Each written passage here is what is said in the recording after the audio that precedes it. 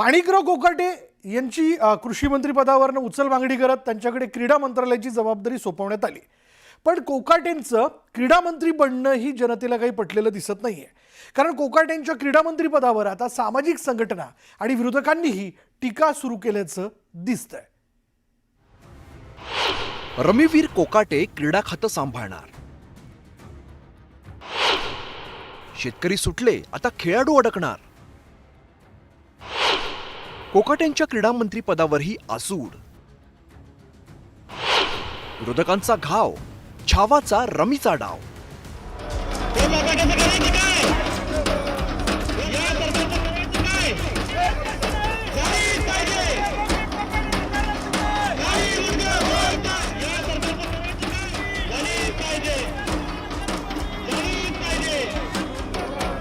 कृषी मंत्री पदावरती असताना नव्या पदाची पेरणी केल्यानंतर आता रमीवीर माणिकराव कोकाटेंची क्रीडा मंत्रीपदी बदली झाली आहे। या बदलीचं स्वागत छत्रपती संभाजीनगरात अशा प्रकारे करण्यात आलं।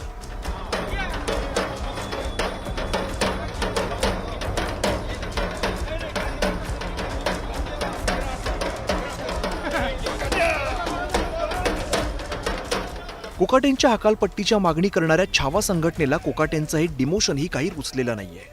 त्यामुळे सरकारच्या धोरणाचा निषेध करत संभाजीनगरात भर रस्त्यात रमीचा डाव मांडत छावाच्या कार्यकर्त्यांनी कोकाटेंच्या हकालपट्टीचा आग्रह कायम ठेवला।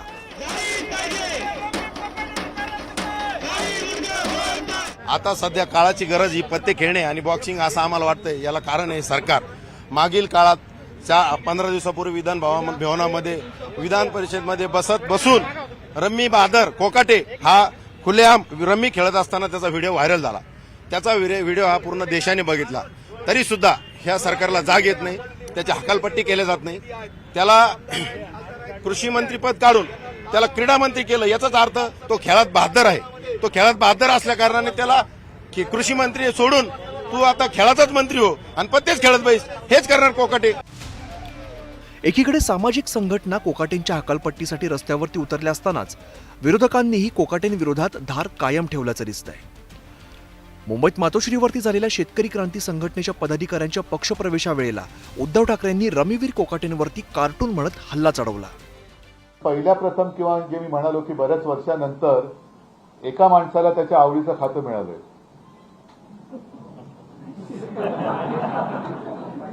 कोणतं? रमी क्रीडा। आज पेपरमध्ये बातम्या पण आल्यात की आता रमी या खेळाला ऑलिम्पिकमध्ये मान्यता मिळेल। सामाजिक संघटना आणि विरोधकांच्या टीकेचे धनी बनलेले माणिकराव कोकाटे आता चुकांची पुनरावृत्ती टाळण्याचा प्रयत्न करताना दिसतायत। क्रीडा मंत्री पदाचा कार्यभार हाती घेतल्यानंतर पहिल्या दिवशी तरी आता येरे माझ्या मागल्या होऊ नये, बोलून अडचणीत येऊ नये म्हणून कोकाटे माध्यमांना नो कमेंट म्हणत बोलणं टाळताना दिसले। एवढंच नाही, भाषणातही अजाणतेपणाने चुकीचे शब्द बोलले जाऊ नयेत म्हणून कोकाटेंनी चक्क भाषण लिहून आणल्याचं दिसलं।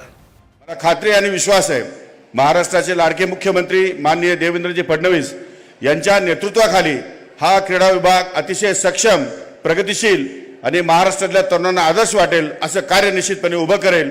क्रीडा विभागाच्या वतीनं आज पहिल्यांदाच मी या ठिकाणी पहिलाच दिवस आहे माझा मुख्यमंत्री महोदयांच्या आदेशान्वये, तर मी या पहिल्याच दिवशी आपल्या सर्वांना आश्वासित करू इच्छितो की महाराष्ट्र शासनाचा क्रीडा विभाग एकदम उत्कृष्ट पातळीवर नेण्यासाठी मी प्रयत्नाची पराकाष्ठा करेन।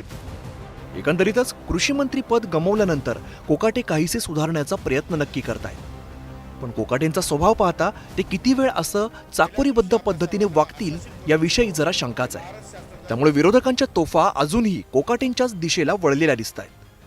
त्यामुळे रमीत एक्सपर्ट दिसलेले कोकाटे आता क्रीडा मंत्री पदाचा डाव कसे जिंकतात हे पाहणं महत्त्वाचं असणार आहे। शरद जाधव, न्यूज 18 लोकमत, मुंबई।